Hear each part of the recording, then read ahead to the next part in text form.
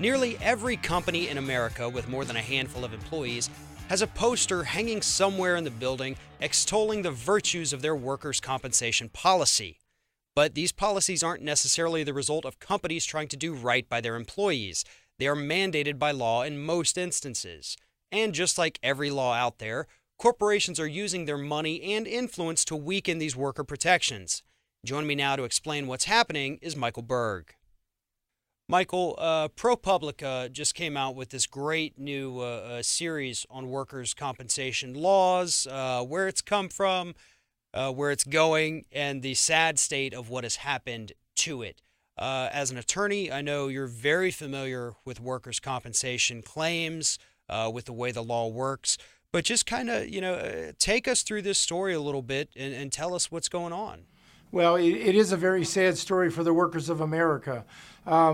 We have a very large workers' comp department in our law firm, and what happened in the 1920s was everybody recognized that there was a mutual benefit of having a workers' compensation law put into effect that would protect the companies from civil lawsuits, but would allow the workers who are injured on the job to get fair compensation and be paid lost wages if, in fact, they were hurt on the job.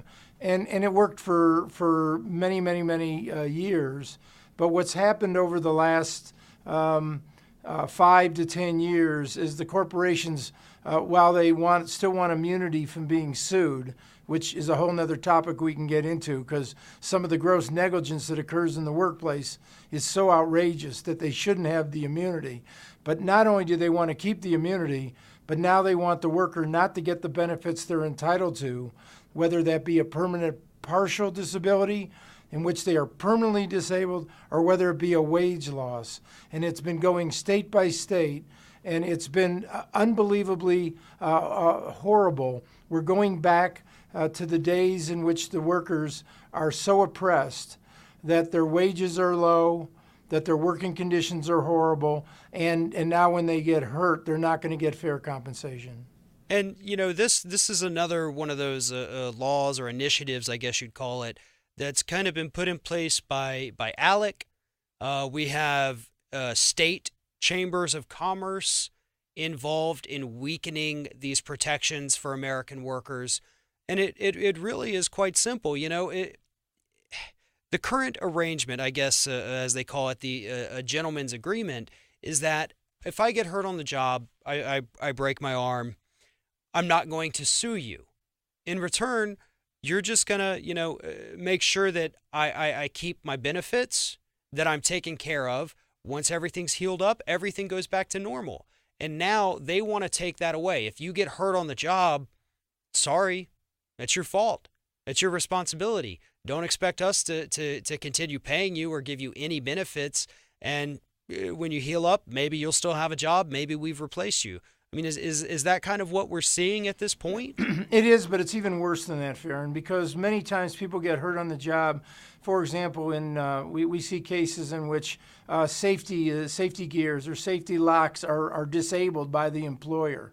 And so people end up getting their hand cut off, or they end up getting their arm cut in a punch press, or they're in a truck that the tires are bald and the trucking company is not taking care of the maintenance of it. And then the poor worker or the driver who gets hurt, then they can't sue their employer for the gross negligence or reckless conduct for removing safety locks. Or safety barriers, or bald tires, or not keeping the brakes aligned properly, or make sure that they're working. And so what the worker had been getting is, I'm going to get your medical bills paid. If you're disabled, we're going to pay for part of that so you get a part of your salary. And you're right, the Chamber of Commerce. And here's where we're headed. I think it's important. And I want to tell the workers of America that you do need to unite. Because right now we need the labor unions to get more aggressive. We need the labor unions. We're going through what happened in the 1900s to the 1920s, in which we need to fight for the workers of the world, because the workers in this country right now, based on ALEC and the corporations and the chamber, basically they're being left on their own. and without any benefits, and they're doing that to increase the profits, the outrageous profits that these companies are making. We see cases all the time of people who are injured, on oil and gas rigs here.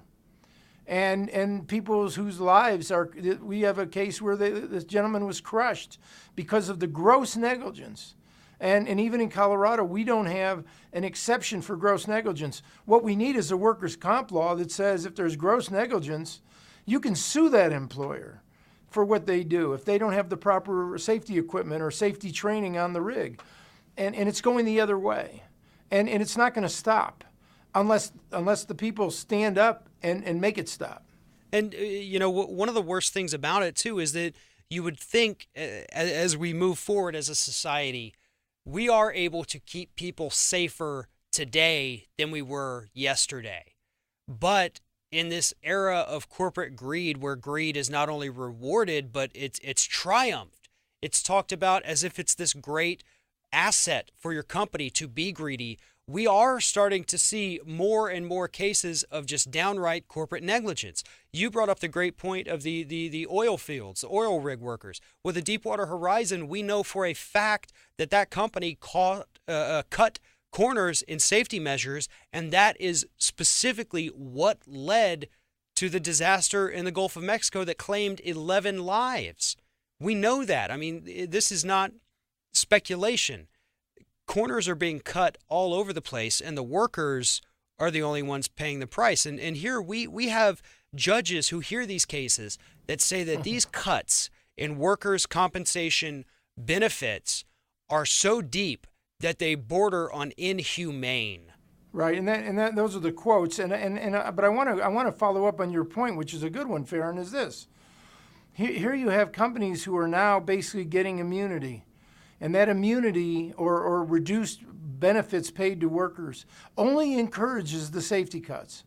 It encourages them not to worry about their workers anymore, because when they look at the bottom line, the cost of the safety that they have to put in there, they figure, well, so what? We have people dying on the platforms, getting crushed on our oil rigs, not maintaining our trucks on the road so that our drivers are safe.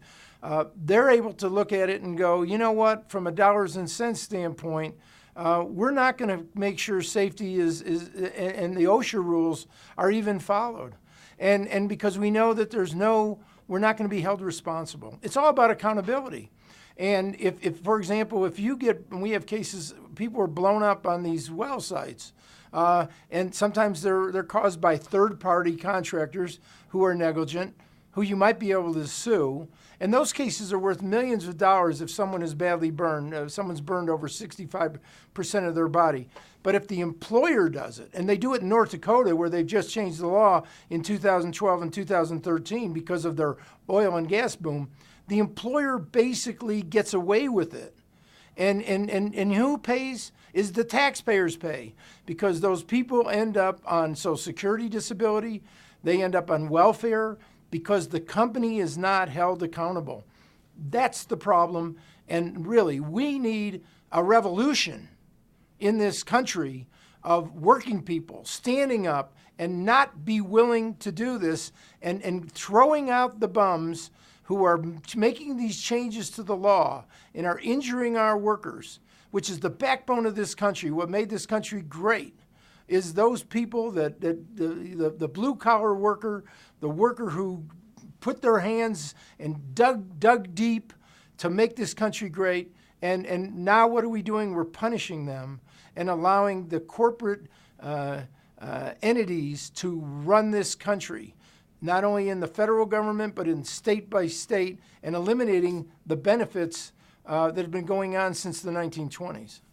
And, because of this corporate negligence, the attitude that corporate America has, what you do both here on Free Speech and, more importantly, every day with your law firm is so important for us. And Michael, thank you for fighting the good fight and for telling us this story today.